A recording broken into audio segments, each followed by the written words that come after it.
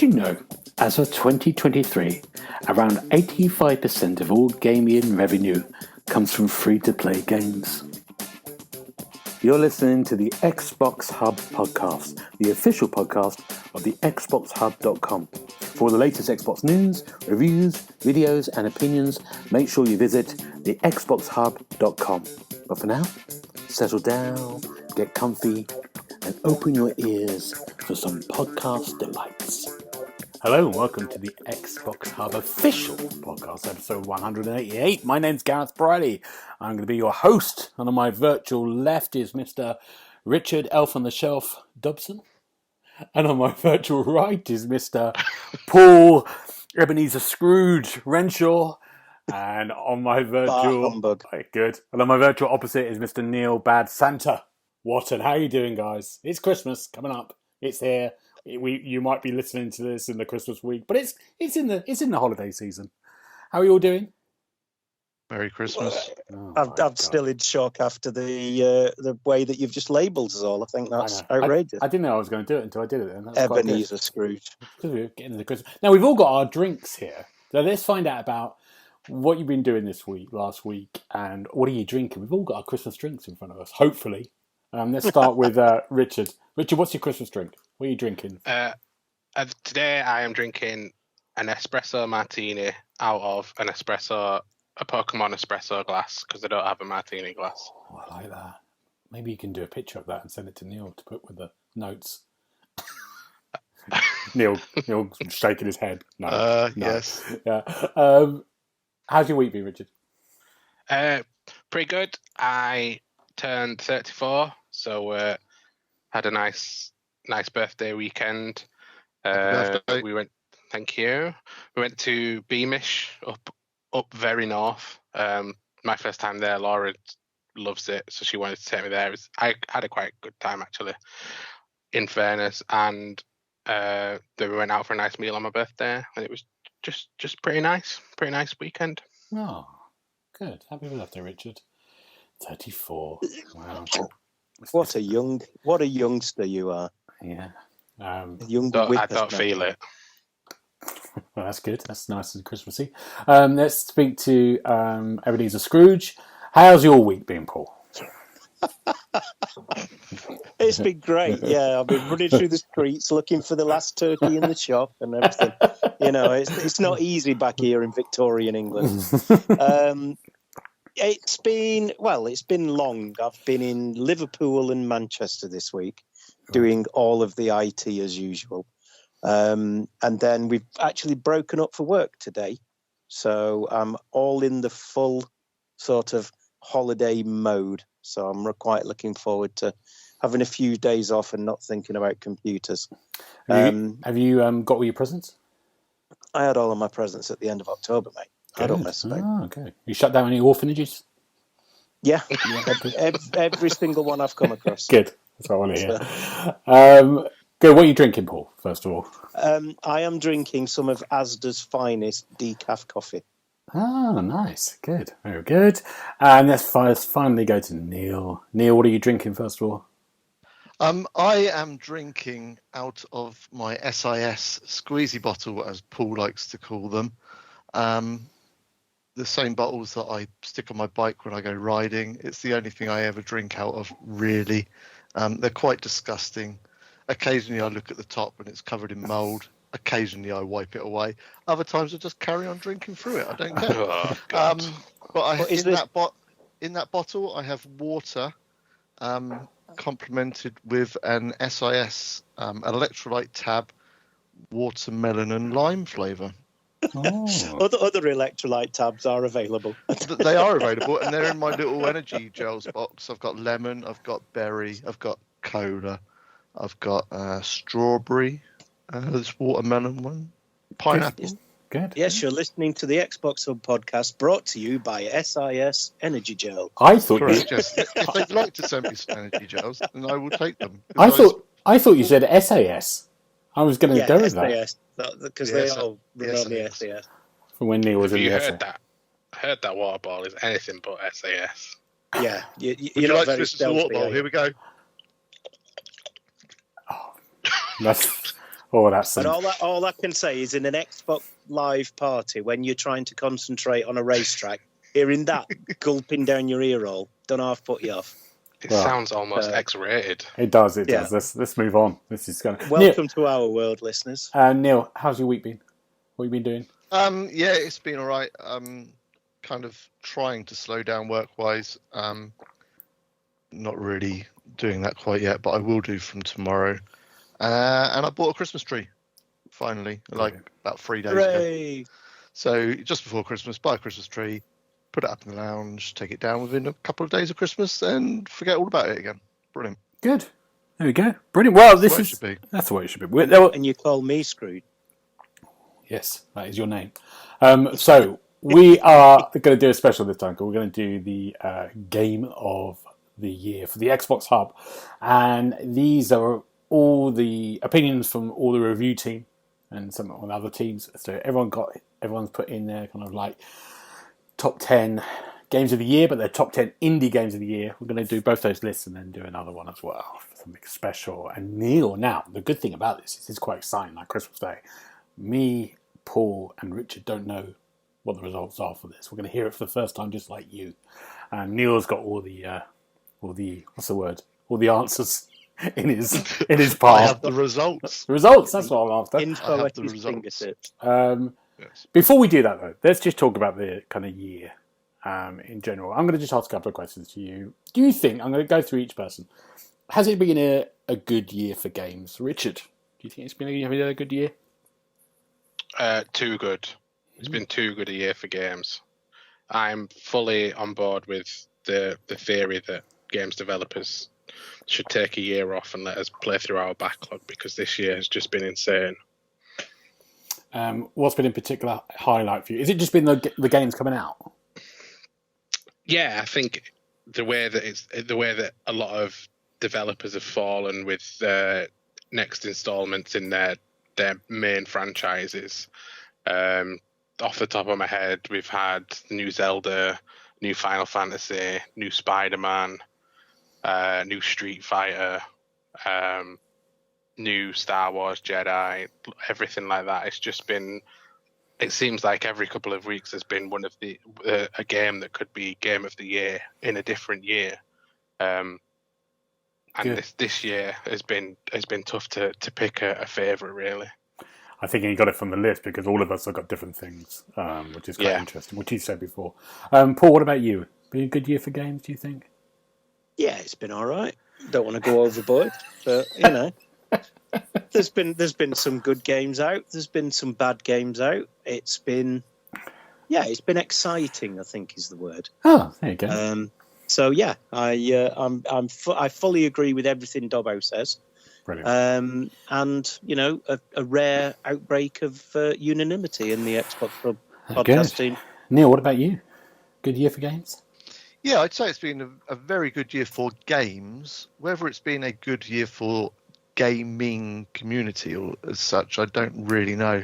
I don't really use LinkedIn, but I occasionally go on there, and I'm linked with quite a lot of people in PR, development, etc., in the gaming industry, and there's an awful lot of them that are moving jobs or have lost their jobs, especially in the last 4 weeks. So if you'd asked me this question a month ago, I would have said it would have been an excellent year for games and gaming. I'd now say it's been a good year for games. Not sure about the gaming side of things. I think some things are coming home kind of slowly, and I think the next couple of months could be a bit tricky for some people. Well, let's just talk about that now. I know we don't know. We're not kind of economists or we're kind of, but why do we think the layoffs have been so huge, haven't they? Like you said, in the last 4 to 5 weeks, massive companies, Bungie, it's other people just, and then smaller ones as well. And why do we think this is? Because people, they're still making money, aren't they? What do you think it is now? I don't really know. To be honest, I was looking on LinkedIn and I was shocked at the amount of people that were moving on or were saying, "Oh, this is my last week, such and such. This is my last week. I don't know what's round the corner." And I don't know. Maybe maybe the bubble has burst slightly at the end, just with kind of cost of living, etc., companies trying to claw back some money. I know let's not be around the bush. There's some companies out there that have made absolute fortunes. But the indie side of things, perhaps not so much. So maybe they're just all trying to recoup a little bit, or maybe just restructure. Maybe it's a case of a lot of companies have been bought up, and now those companies that have bought them in want to restructure it, which is always going to happen. It's always going to happen. But yeah, I don't know. It's, like I say, I think the next few months could be a bit tricky for quite a few.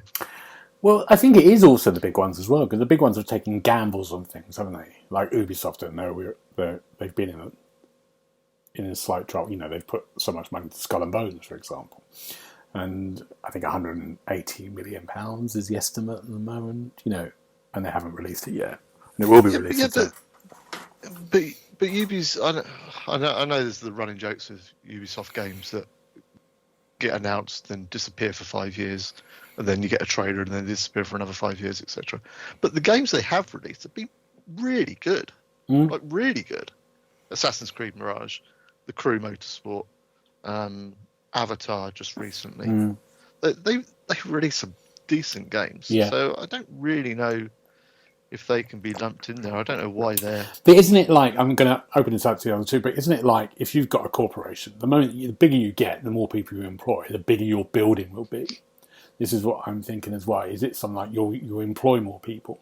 Because it's just the way the setup is, the bigger the thing, but the risk of that, if things don't come in or the money doesn't come in or those bills go up, things very easily fall apart. That's maybe what we've been seeing in some of these medium-sized companies or even the kind of the larger ones. Do you think that perhaps the size and scope of games, everything going open world and things like that, it's saturating a little bit? Is that why there's perhaps been layoffs? There's almost like everyone... So we've had battle royales, we've had the open world stuff and everything like that. Are developers almost waiting for the next big thing that they can all jump on board and then start this rehiring process as well to get their take on it out there again? Maybe, yeah. Paul, what's your thoughts? I think that's quite interesting what you just said about the rehiring process. Maybe they're going to cut it for 6 months or so, see if something pops up, and then go, oh, hello, we'll have you back. Do you want to come back? Yeah. And then at the end of next year, it might all be rosy again. I don't know.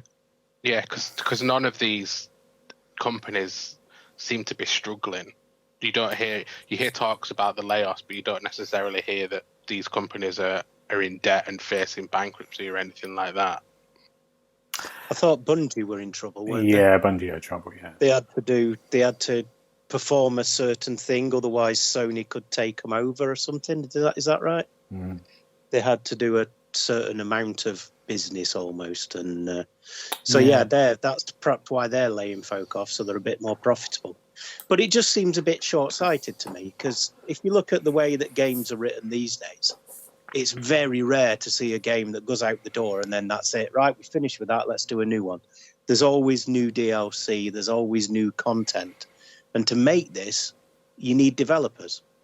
And I know that if I was working on a game and then they said, well, sorry, we don't need you anymore, and then 2 weeks later they ring you up and say, do you want to come back? We're going to do some DLC. It'll be on your bike. No, I don't. You know, so it's a bit of a strange one. I think it's obviously not being a businessman, but I think as well, I think that's a good point that Paul as well, because in the days of the 360, you had, say for example, a Dead Space game came out in 2008 or whatever it was, and then a year to 2 years down the line, Dead Space 2's out, and another year Dead Space 3, and those units are pretty much selling for around about the same amount, 50 quid still. And they had 3 games out, and there was kind of crunch times as well for those developers to do that. The expectations how you make a game now it's just bigger, isn't it? It's, fully voiceover stuff, fully kind of motion cap stuff. The amount of what we expect from a kind of like a game now, like a AAA game, it's a longer development time as well. And I think maybe that is hard for them. Maybe it's just things have caught up, things have been delayed or gone over, and like Baldur's Gate. We know there's been people working on that for 6 years as voiceover people, for example. So it's a longer process than back in the 360 days. I think it's interesting as well how you do your post-release content as well. So lots of companies have started adopting sort of like title updates where they'll release a few, like a new game plus, or things like a little photo mode and things like little things that perhaps they wouldn't necessarily charge for, as opposed to like a full-blown DLC that they can sort of recoup some revenue back on. Yeah. Good. Okay, that's interesting. Let's just carry on from that. Let's just talk about, we'll go to Xbox again in a minute. Let's talk about, it was a very interesting story this week with Naughty Dog, who had The Last of Us multiplayer in development for quite a while. It was shown off at one of the Game Awards, I think, a couple of years ago. Everyone's expecting it. And they came out and said, we've cancelled this because we realised we're going to focus just on single. This is what they said. We're going to focus on their single players. And if they were running the multiplayers or the live service element of the games, it would be too expensive to do. And our resources will be used from our single player experiences. So we're just going to do that. There's a question here. It's really interesting about when they came out and said that, because they're a massive, one of the biggest game companies. Is live service games or those kind of multiplayer, are we going to see the kind of like them dropping off in the last couple of years? Paul? No, I don't think so. I was a bit surprised at this Naughty Dog thing, because you look at all the other developers and they manage it. So like the Coalition with Gears 5, that has single player, that has multiplayer, that has ongoing multiplayer things. Every other game that you can think of, they managed to do it. So I'm a bit surprised. But not lately, Paul. It's only Gears is the only one. It's Halo Infinite. Yeah, but that's not a best example of how they kind of. Why is it not? There's a story mode and there's a multiplayer. Yeah, but then people are not two side by side. Those communities aren't very happy with that. I mean, they came up with that element first of all, the multiplayer mode, and then they took a while for the campaign. So it didn't come out, and they came out as separate entities. And also Naughty Dog did it with The Last of Us, the first one. They had multiplayer and the single. It's about them focusing on just doing what they were doing with the multiplayer for The Last of Us was a live service game that people would pay £50 for, and then it would make money as they went along. It's that model is the key. There was no campaign with that or no single player with that. That's the thing. And everyone wanted to do that over the last few years because they saw those kind of models. That's a way of making money forever, What I'm saying is, I think what we found is there's only a few games that can continue forever. Fortnite, that can go on, keep going on and on. And it's like everyone's tried to tap into that cash cow. And then some companies have just, released a game and it's gone within a week because there's no one playing it. It's a risk, isn't it? It's almost interesting to hear it this way around, because normally the conversation is single player is dead. So to hear that Naughty Dog, a massive company that makes predominantly single player games, for them to say that they're not bothering with multiplayer for this reason, I think to what you're saying, Gareth, is that it does show that they don't think they can compete. And I think Fortnite probably released 3 or 4 different things during the Game Awards. It's just an absolute juggernaut, and it rakes in millions and millions of players. If you don't have that instant player base, I think the Finals is a good example of a recent release that seems to have done rather well as a multiplayer-only title. But you are struggling to think about other games that have that much of an impact straight away and have almost a loyal fan base from the very get-go. Yeah. Well, look at the last Battlefield game, which was multiplayer. That was a mess. No, but now it was because it didn't have a single player campaign. You lost half your people who bought it. it's like when COD did it they had that 1 year when they just did the sort of battle royale that's now Vanguard. It becomes, it wasn't, people just weren't they lose half the people just not going to buy it because people wanted both, or they wanted they were interested in that single player. I think it's a limited market, and it's interesting to look at the game of the year where some of those kind of single players are hitting the kind of more of the game of the year. I know one of them has multiplayer, but it's generally a single player game. Neil, what's your thoughts? What was your question? It was, are live service games dead? Is that it? Will we see lack of them? Are we going to change the way? Are we going to look at that and go? They'll carry on. Developers will keep trying to find, like what Richard said earlier, they'll keep trying to find the next Fortnite. Unfortunately, 99.9% of them are going to miss, and then they'll be struggling. But I'm not overly bothered about the whole live service thing. If they want to do it, let them do it. If they don't, then they don't. It's quite simple, really. Just crack on with a single player, in my eyes. Yeah. Okay. Just to add one more thing, Gareth. I think interestingly, in this past week as well, the Division 2 announced what they were doing for the next 12, 18 months as well. Jesus. And yeah, exactly. I think fair play, if it's still got a fan base and people are still playing it, I think a lot more people would probably prefer the Division 3. Yeah.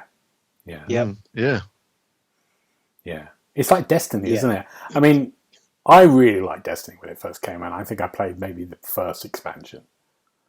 And then after that, you've got just your core group, haven't you? Your core hardcore people are still there. And where is it now? It's like still going, isn't it? Yeah, it's Destiny 2 now, and they're shaping up for another big release next year now. So yeah, it's going to be. They still keep releasing a lot of content. Yeah, and there's new seasons and everything else. And the only reason I know this is because the boy buys the season every single time. Right. So yeah, it's still going and it's still successful. There's a lot of people playing it. But they're only people that have been there from the beginning. Yeah. You can't. You wouldn't just jump in suddenly, would you? It's tricky to get in. Yeah, you can't. You're not can't just pick it up. No. You're not going to get a new. And am I right in thinking that this is the last expansion for Destiny because it was always envisioned as this 10-year project? Well, it's supposed to be, but given the way that Bungie's going at the minute, maybe it won't even come out. Who knows? Well, that's all cheerful. As we go, we were going to talk about the death of E3, but we won't do that. It's gone. I'm glad you picked all the cheerful topics anyway. We're going to go into Merry Christmas. Yeah. Not what's your favourite Christmas tune? It's what about the death of E3? Oh my goodness. Let's go into our Game of the Year list. Now it's all over to Neil now. I'm going to give it over to Neil. Neil's going to talk about the whole thing. And we're going to start with Neil. Oh, thanks. So you may have heard us do this the last few years. We've done it every year since, I don't know, maybe the last 7 years or so. We've done a Game of the Year list. We've done an indie Game of the Year list. How it works is everyone on the team has access to a doc. They stick their games in. Those games get ranked 1 through to 10. We then assign some points, kind of Formula 1 scoring style. So 25 points for top game, 1 point for the game in 10th place. All those points are collated up and we get a nice little list.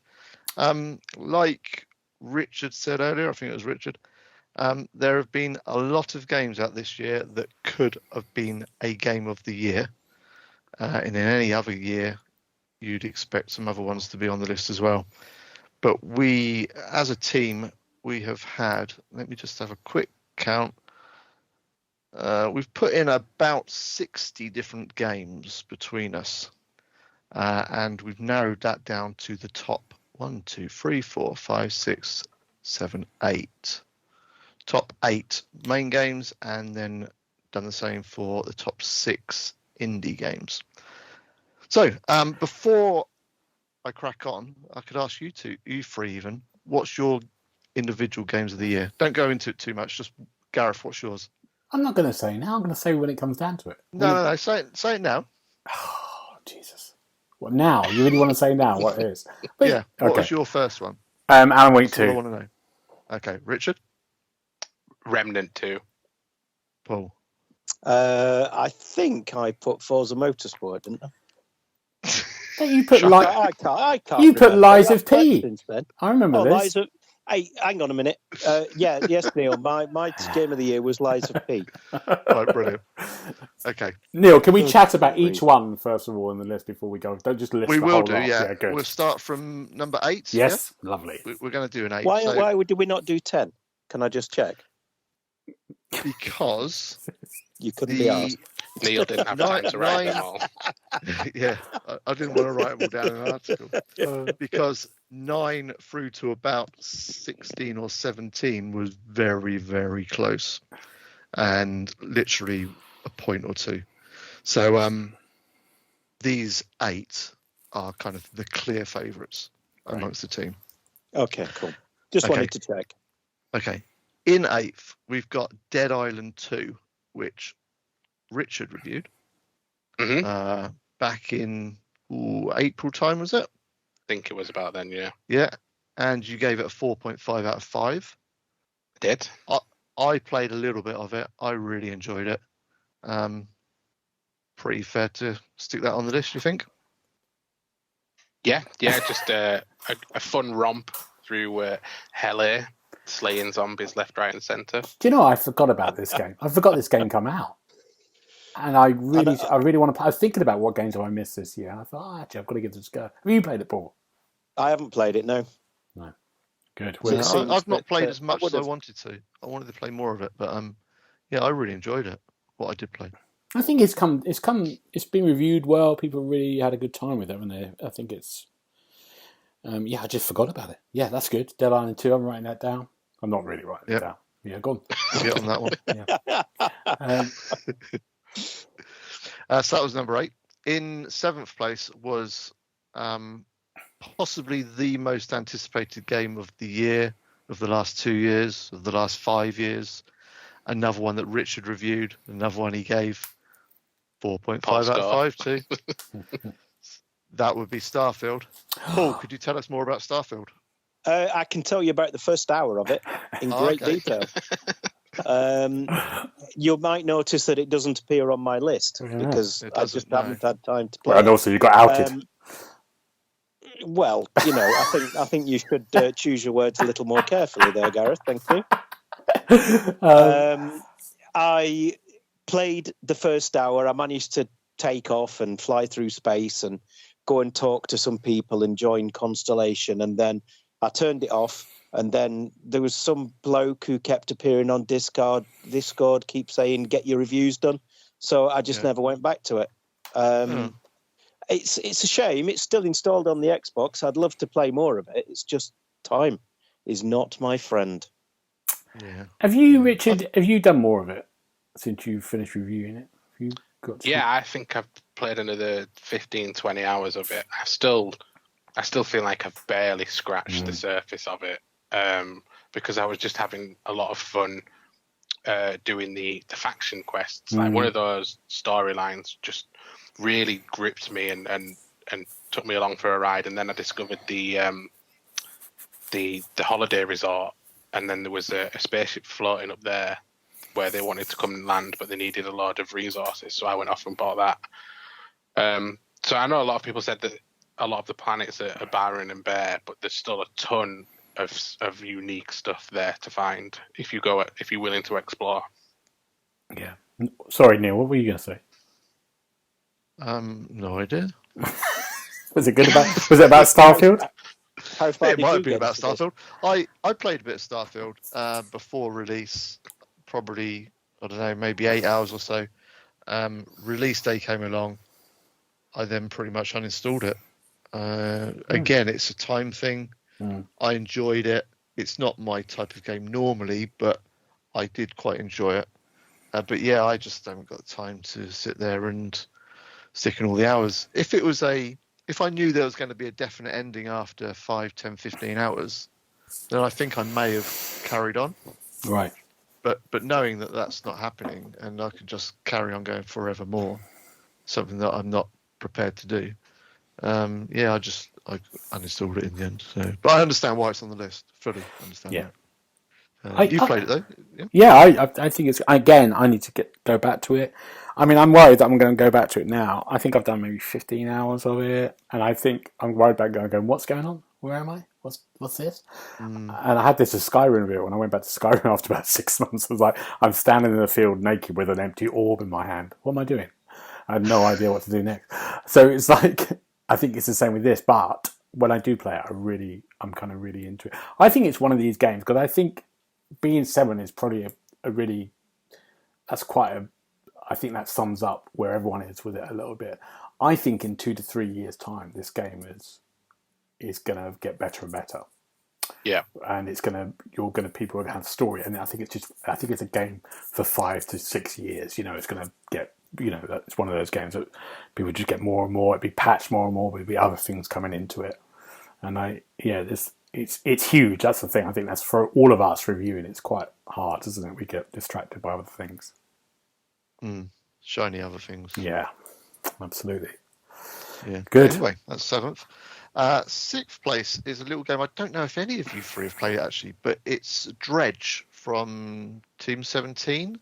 Again, came out very early on in the year. Dave reviewed it again. We got a 4.5 out of 5 score here. Paul will be very happy with these scores.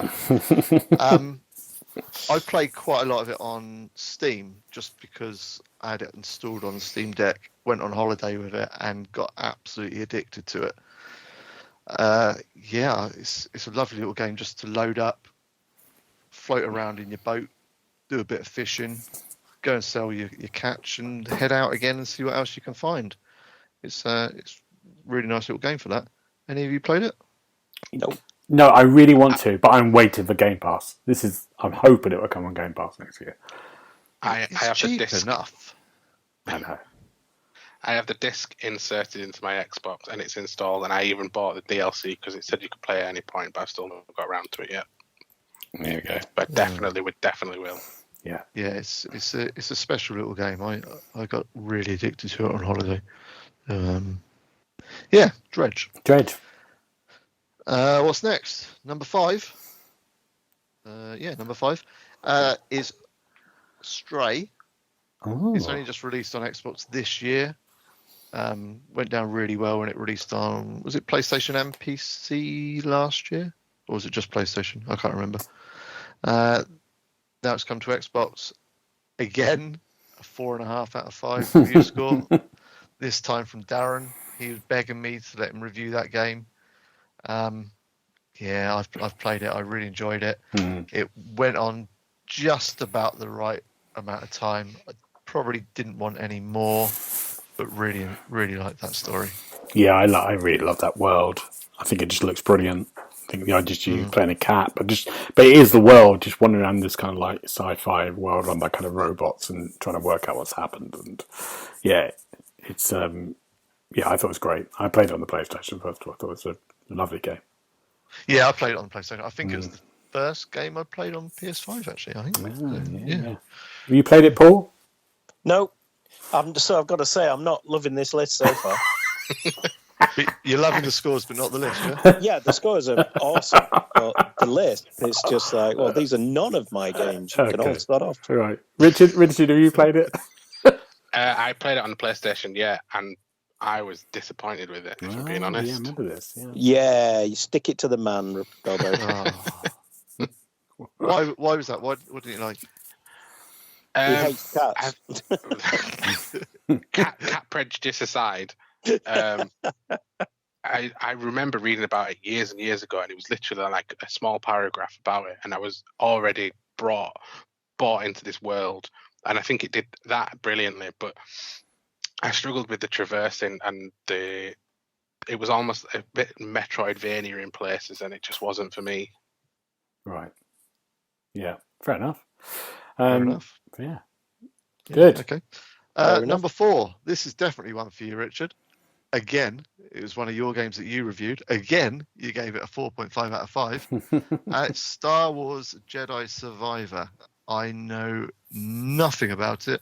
I know nothing about Star Wars. Talk to me about Star Wars Jedi Survivor, someone. I think this was my second favourite game of the year.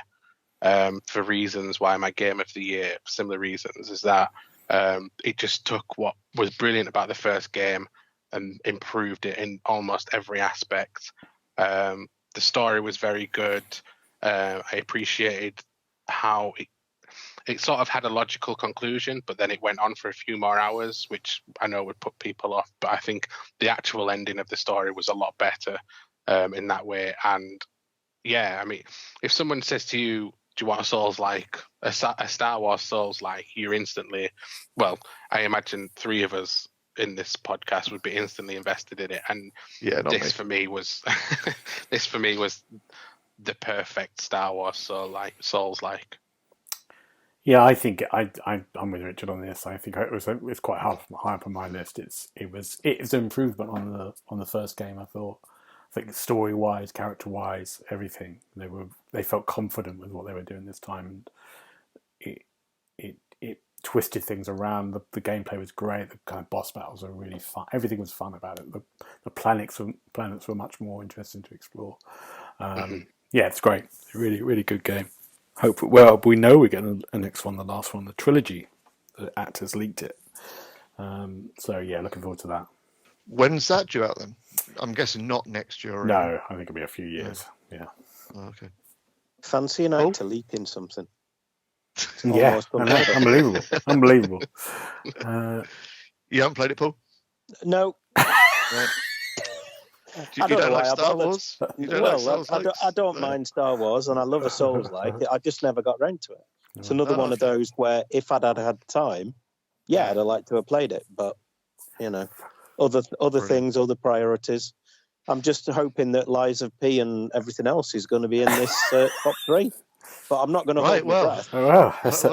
Yeah. Well, go on. Yeah, get holding that breath. In third is a game that you do like. I know this. I don't know how many games Richard's reviewed this year, but he's reviewed quite a lot of them in this top 10. Yeah. This one gets a 5 out of 5. So there we go. And it's Remnant 2. Now. Oh, finally. Yeah, go on, Paul. Go on. No, we're getting Richard can tell us first because he's the reviewer, so it's only fair that he goes first. Well, similar to Star Wars Jedi Survivor, it took the first game, improved upon it in every aspect. Some of the boss battles are ingenious. They weren't necessarily just bullet sponges. The worlds were much better designed, even though they're all procedurally generated. You're wandering through them, and at times you're not aware of that because everything just fits together so well. Paul and I were playing it last night together. Mm-hmm. I don't know. I know you were getting a bit frustrated with the boss battle, but I were having a whale of a time still. Oh, it's great. I was loving it, but that bloody boss can sort of. Honestly, so difficult. There's a reason he's called Annihilation. So, but yeah, I mean, like Dobbo says, it's played the first Remnant, really enjoyed it. Thought it was a bit clunky, thought it was a bit rough around the edges, but they've addressed those issues with this second game, and it's just really good fun. Souls-like with guns, and yeah, absolutely love it. And I'm very pleased to see that a game that I liked is actually on the list. Good. And there's some DLC now as well, isn't there? So there is, yes. Yeah, that sounds good. Quite looking forward to that. Yeah. Yeah. Good. I've done about an hour and a half of it, but I'm quite enjoying myself. It's good. Very good. Good. Neil, what's next? So that's 3 through to 10, and a bit 3 through to 8. Sorry, and a bit like the 9 to 16, 17 mark, where there was only a few points. Those 3, 4, 5, 6 games that we've just mentioned could really have been in any order. And then the top 2 are pretty clear again. But again, the top 2 could be in any order, so they're very close. But in second is the game that on my Xbox year in review has got the most hours on my account of, I don't know, 100 and God knows 70 odd hours. And I've not played a single minute of it. So you tell me how that happened. But it's Hogwarts Legacy, a 4.5 out of 5 review from a Gareth Briley. Take it away, Gareth. I don't know. What did I give it? 4.5. I should give it a 5. I think. What did I give it? 4.5. What did I say was bad about it? Because you were being miserable. I was being miserable. It's February. Yeah, it's great. It was. I was miserable. It's February. It's it's a really great open world adventure. I mean, it feels really kind of, even if you know that world, it feels really original. There's lots to explore. Hogwarts itself looks wonderful. It looks great. It's fun to explore. There's secrets, hours and hours and hours of gameplay. It looks brilliant. I mean, I don't know how they put it onto the Switch. I don't know how they got it onto Xbox One, let alone, because they released that a bit later on. But apparently the Switch version is good. It's running. You sort of just go on this journey. It's just kind of like it's set in Victorian times and that kind of wizardly world.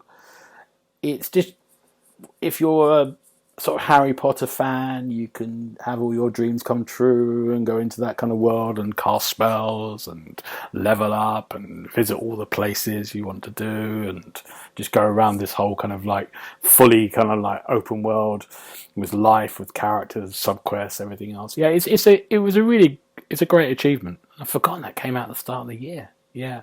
Love that game. I know, yeah. I've watched it being played for 170 odd hours. And it does look really good. Yeah. But I've never read a book. I've never watched the films. So I've got no interest in Hogwarts. But yeah. You too? Paul? Richard? Nope. I played it. Really enjoyed it. Got to the part where you unlocked the broomstick, and then I think I forgot that there was a main plot and everything else, and I was just flying around on that for hours on end. But I really enjoyed it. Yeah, really good. Brilliant. Right, so that gets us to number 1, which is a game that hasn't been out very long. It probably would have been clear of Hogwarts if a few more people had played it, but it's literally only been out for 4 weeks, and that is Alan Wake 2, which Darren has been on here talking about, waxing lyrical about, gave it a 5 out of 5 in review. Gareth, I think you've played it. Yeah, I've done it. I've completed it. I loved it. I think it's brilliant. Yep. I think it's my kind of top one. The thing about it is, like, forget the first game. I can even really remember the first game, but it has some slight kind of bits from the first game, as in terms of some of the stories there. But the gameplay mechanics were a bit dodgy in the first one. It has a kind of light mechanic still, but all those elements is like 100% better. It's like playing a Resi game, a Resident Evil 4 or one of the kind of like all the village races. It has that kind of feel into it, a kind of over the shoulder feel. But also at the same time, you've got these kind of amazing kind of like detective elements where you're going into a mind palace and trying to work out all these clues of what's happened. And then, of course, I think we talked about it last week. We've got a couple of sequences in there that are just like Control was. Control had this kind of amazing sequence in it, which is a kind of musical version of this kind of action sequence. I can't remember what that thing's called. And this one has a kind of a full-on musical, as we saw in the Game Awards, happens in one of the segments, which is kind of, it's genius, some of the stuff. And also just visually, it's the best looking game on the Xbox, without a shadow of a doubt. And it's just a kind of wonderful kind of like journey to kind of go around this world. Yeah, it's brilliant. It's really good. And it just felt kind of original and fun to do. Just a really nice surprise at the end of the year. So I think Darren was completely right in his 5 out of 5. Yeah, he absolutely loved it, didn't he? Yeah, he did. I keep looking at it and I want to play it. I just wish it came out 6 months ago and I may have then had a chance to play it. Saying that, I probably wouldn't have had the chance to play it, so it wouldn't make any difference with it. But yeah, it's definitely one to go on the list. And Richard, have you played it yet? I haven't. Alan Wake Remastered is next on my list to play on the PlayStation, and I think that was mainly due to the Game Awards and the Old Gods of Asgard performance, which since then I've had that song on repeat so many times. I'm absolutely obsessed with it, and I want to see how that is portrayed in the actual game now, because Darren was sort of alluding to it without really giving away any spoilers, and it just sounds really special. Yeah, it's great. It's kind of like, wow. So will you not? You won't play Alan Wake 2 until you've played the remastered first one? No, I'm waiting. Yeah, I'm going to hopefully play that over Christmas and then pick up Alan Wake 2. Cool. What about you, Paul? I haven't played it. I have no plans to play it. I hated the first game. You can all suck my balls. Good. Oh, dear. Anything from your list on there, Paul?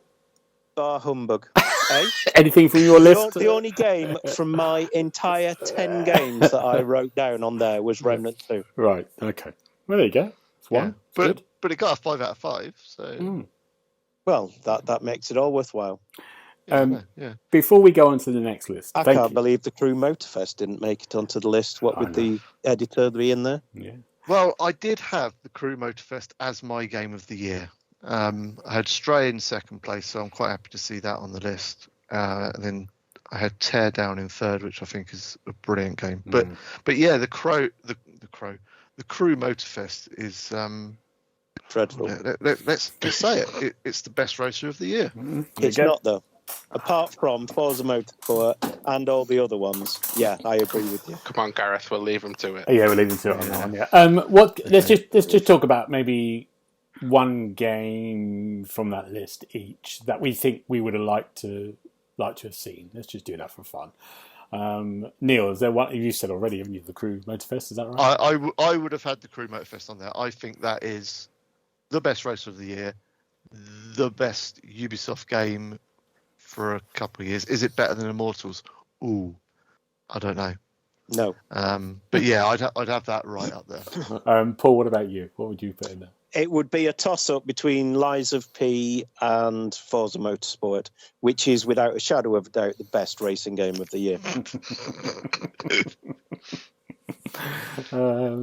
Good. Good. You don't need to ask Richard because all of his games is on that list. Yeah, Richard. Yeah. Anything you missed Every out? game in the world. Like a Dragon Gaiden, which has apparently been rated the highest Like a Dragon game on Steam.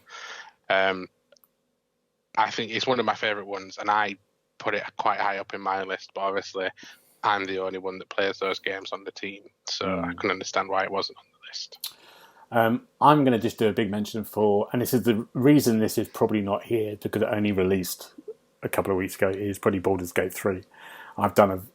Darren's reviewing it as we speak, and hopefully now, at this moment.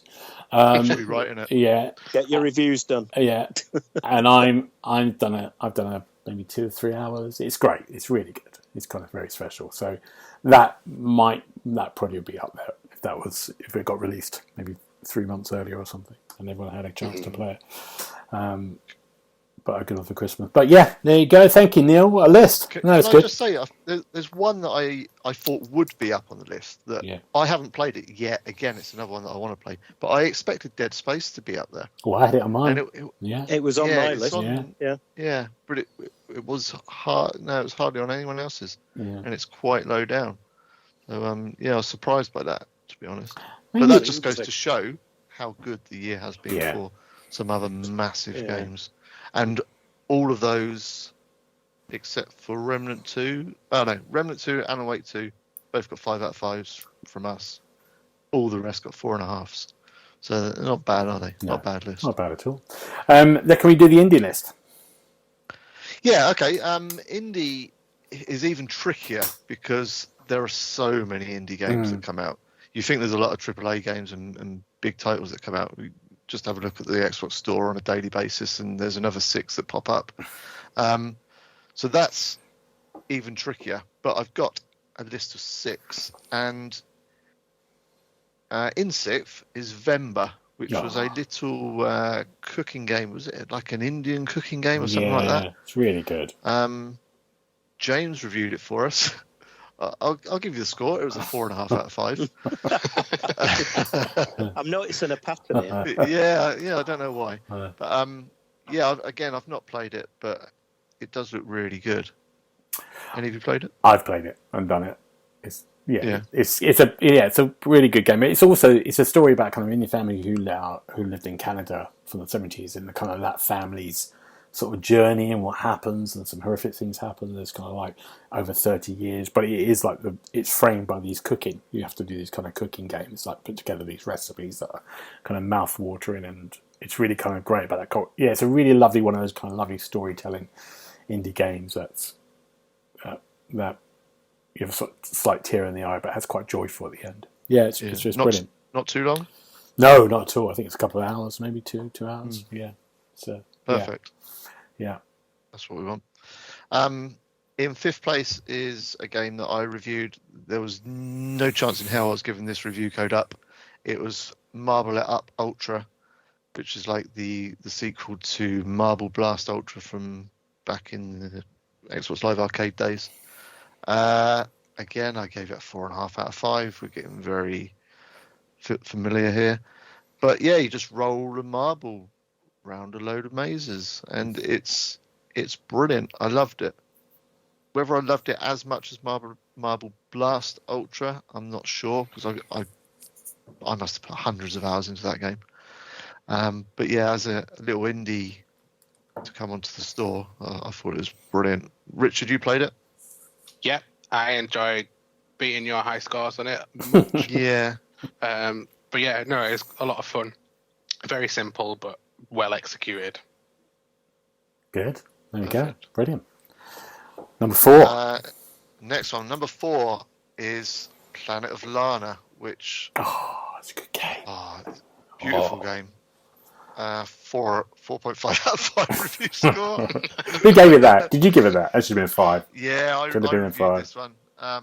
Over and done in 5 hours or so. But yeah, I started my review, a game that deserves to be mentioned in and amongst the finest of the genre.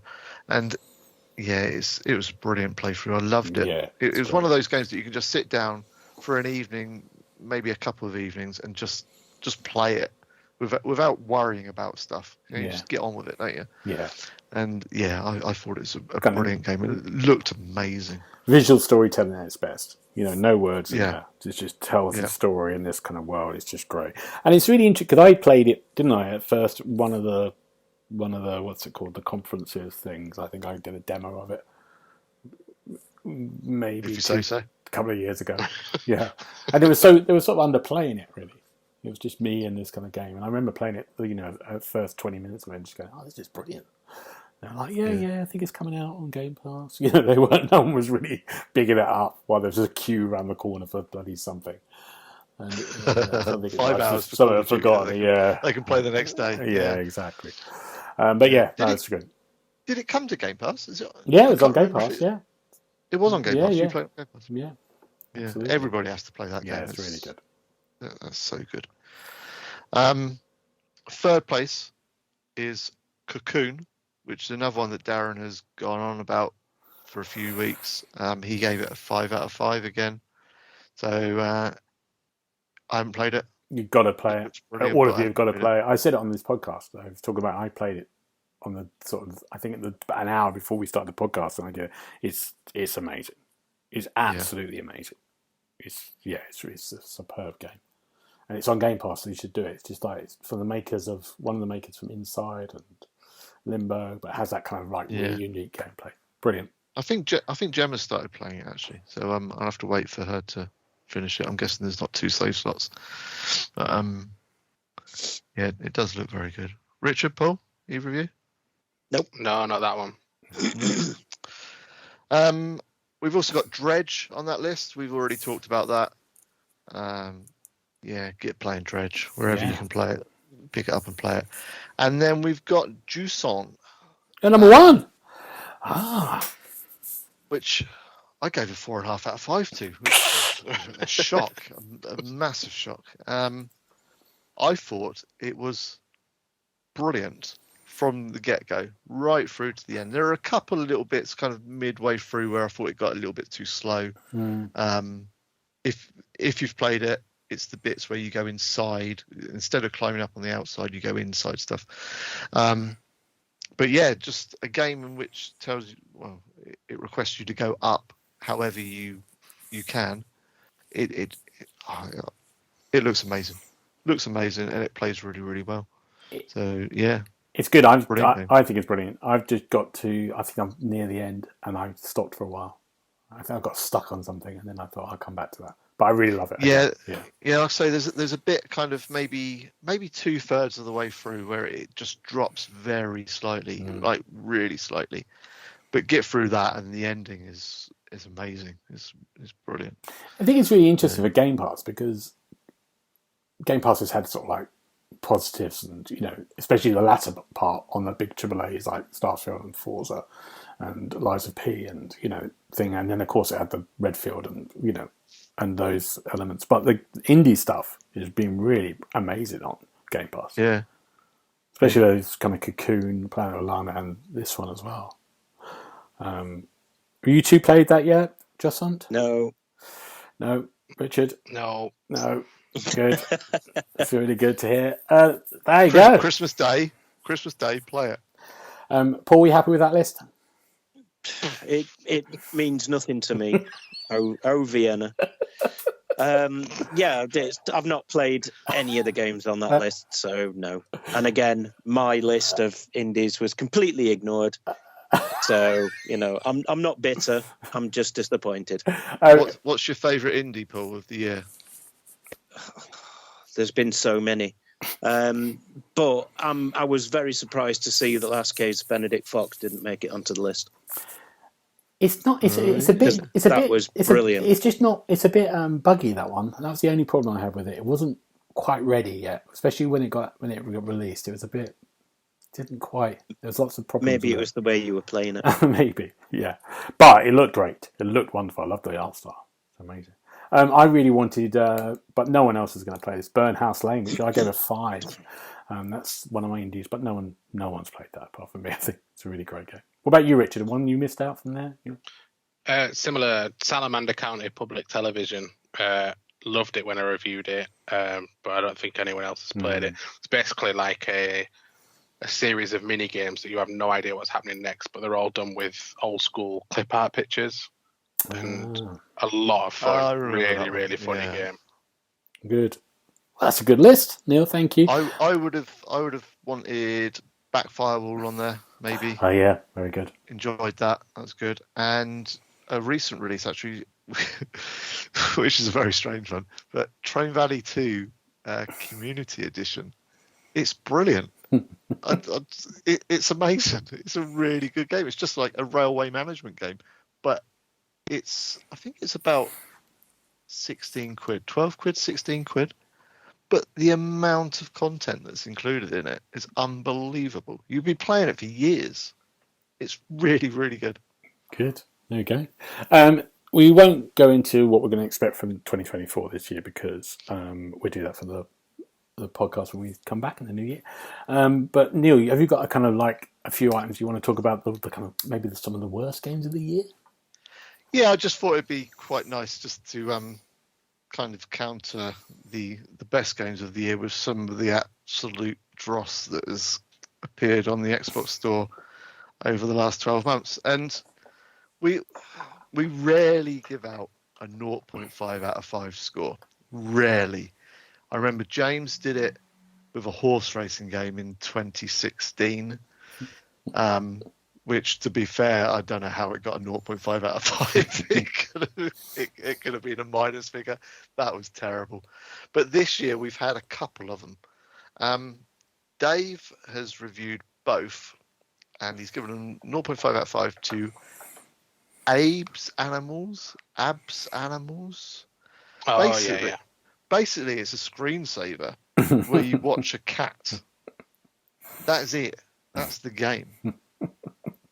So anyway, rubbish. And the other one is Beautiful Sakura Surfing Club, which I don't know what to say about it. I really don't know.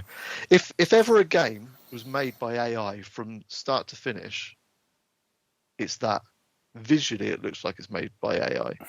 Narrative, it looks like it's made by AI. You can finish it in seconds, like achievements wise. You just skip the narrative, and yeah, it's terrible. So he's the only one that dropped a couple of 0.5 out of 5s, and it was just for those 2 games. We've had a few 1 out of 5s from our friend Mr. Paul Renshaw. Hello. Always happy to look on the positive side of things. Are these yours, Paul? Demolish and Build Classic? Yeah. Yeah, good. Deadlifts Catch the Game? Yeah. Yeah. Boss Rush Mythology? Yeah. Yeah. Albacete Warrior? Yeah. Yeah, okay. So anyway. Oh no, that was Dave. That was Dave, was it? Oh, yeah. Dave's ruined Deep it. Space Anomaly was one of mine. Oh, okay. Yeah. So there's a few 1 out of 5s. Rich has gone in on the 1 out of 5 with Jurassic Pinball. Oh yeah. These are the weird little pinball games that release standalone for like about £2.50, I think, something like that. You've got Jurassic Pinball and Soccer Pinball and what's the other ones, Richard? Oh, there's a few of them. Zombie Pinball, yeah. None of them are good. No, but that one was particularly bad. Yeah, and then a game that I'd just like to pick up called Hunt Ducks 4. now you may remember Duck Hunt from 1985, mid 80s, with the old light gun. Yeah, with the old light gun. Well, this one is Hunt Ducks 4, but a bit cheeky, really, by the developers or the publishers. Not sure which one. A couple of years ago, they released Hunt Ducks 2, and all they've done is change the name of the game and sold it as Hunt Ducks 4. I like it. Yeah, I don't know if I like it or not. No. But anyway, is there no 1 or 3? No, I don't think it's gone so. 2 and 4. It went Hunt Ducks 2, Hunt Ducks 4. I love that. Yeah. Oh my god! But yeah, how do you get away with these things? I don't know. But anyway, there's no light gun on the Xbox, so obviously it's going to be rubbish straight off. But worth picking those games up if you're an absolute madman. Yes. Anything that, just very quick before we go, anything that's been a disappointment this year for you, for game wise, that you thought, I'm really looking forward to this, it wasn't? Richard? Ooh. Coffee Talk 2. Oh yeah. Yeah. Loved the first one. I think this one just was quite a bit worse. I wasn't as invested with the story this time around, and I think that's because some of the new characters just didn't grab my attention like the first one did. Right, fair enough. Paul, anything? The only thing that really springs to mind as a disappointment was Redfall. Yeah. Because I was really looking forward to that. And to be fair, I did have a good time with it. But, it wasn't as good as it could have been. Yeah. So, that was the one I was slightly disappointed in. Anything from you, Neil? No, not really. The amount of reviews. the amount of reviews, yeah. No, I wouldn't say I've been disappointed by anything, really. I don't think, no, I'm quite happy. Mate, actually, can I be a bit controversial here and say I've been disappointed by the single player of Forza Motorsport? Yep. No, you can't say that. The only thing I'm a massive Forza fan. Yeah. But I've got no interest. It's just like, it's a bit like Gran Turismo 7. I just thought the single player there, it was just like ticking boxes. And it just feels. Can I ask a question about it? How do you get out the? Do you have to always do the practice thing before you go into the? No. Can you get out doing the practice? I don't know. I like to do the practice. Oh God, it's just that's what. Oh, you mean before qualifying and then the race? Yeah, before doing the race. Yeah, I don't remember having to do that every time. For last time, the single player. No, you in the single player, you don't do the qualifying, do you? That's only online. I have to do a practice thing before I go into. Yeah, you have to do the practice because you've got to set a certain time. It was that. So, it was that, and an extra 20 gig update. I mean, that's me gone. I mean, imagine a racing game making you race. I mean, what madness is this? God, yeah. I should have said that, should I? You should have played Crew Motorfest. You'd like that. I think it's stupid. But then it's the same thing with you, like with something like FIFA. You don't like football, and you don't like football games, so you don't play. I mean, that's the thing. It's just aimed at a particular. I think this game is aimed at people who really, really like drive, but the fun factor of it, the single play, I've played every single Forza game and loved every single Forza game. Yeah, well, I have But before. I've just when I not played got it on before, with I the kind of single enjoyed it. Especially with that single player. I really like the one. Remember with the kind of Jeremy Clarkson stuff? He was always doing the voice stuff, and then he would be doing it and then go to the car. I liked all that. That was 5. Yeah, but yeah, and also I'm going around the track and I go, oh God, how do I know this track? I haven't played Forza for 8 years. It's embedded in my memory from doing bloody practice runs. I'm doing another practice run. What am I doing in my life? That's what I'm thinking. The thing to point out with that is that real life racetracks don't tend to change very much. Yeah. I know, so absolutely, if you've raced Silverstone once, you've raced it in every game. I'm not going to buy a game when I go around the M25. You play Train Sim World. I do, but I've never driven a train. And what about that coach driver game as well? I've never driven a coach. But I can now. I know how to do it. I'm fully qualified. God, can you imagine Gareth in charge of public transport? Also, I can drive a train now. You wait. I'll be there soon. I've seen his stream of him driving a coach or a bus, and I believe he hit a police car, then went off the side of the bridge. That sounds like it's just regular driving, though, doesn't it? Yeah. Right, gentlemen, thank you. That's been great. Really enjoyed that. And we're all going to go off now and have our Christmas dinner, not together, on our own in a cupboard. Gentlemen. Speak for yourself, weirdo. Thank you so much. And we're not going to say what we're looking forward to because Christmas, we're all going to look forward to that next week, aren't we? Yes, we are. Yes, we are. But we're going to be back in the new year. Anything you want to say before we go, Paul? Are you happy with the results? The results were disappointing because you're all playing the wrong games. Good, thank you, Paul. But, other than that, it was good. Remnant 2 was on there. I'm happy with that. Great. Richard, you happy? Yeah. 2 big games to start 2024 off with, but after that, if nothing else could release, that would be great. Thank you. Good. Neil, thank you very much for doing the lists. And are you happy with the list so far? I'm happy with any list that annoys Paul.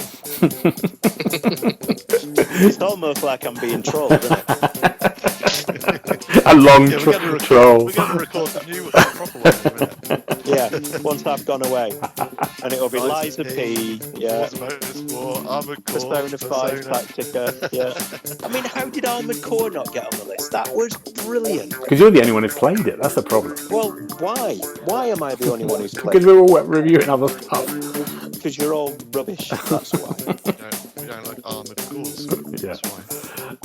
Gentlemen, thank you. Look, everyone, thanks for listening, everyone. Have a lovely Christmas, and we'll be back in the new year. Brilliant. Bye-bye. Goodbye. Bye. You've been listening to the official podcast of TheXboxHub.com. You'll be able to find all the notes of this show at www.thexboxhub.com/podcast. You can also check out our social feeds on Instagram and Twitter at The Xbox Hub and search for The Xbox Hub on Facebook.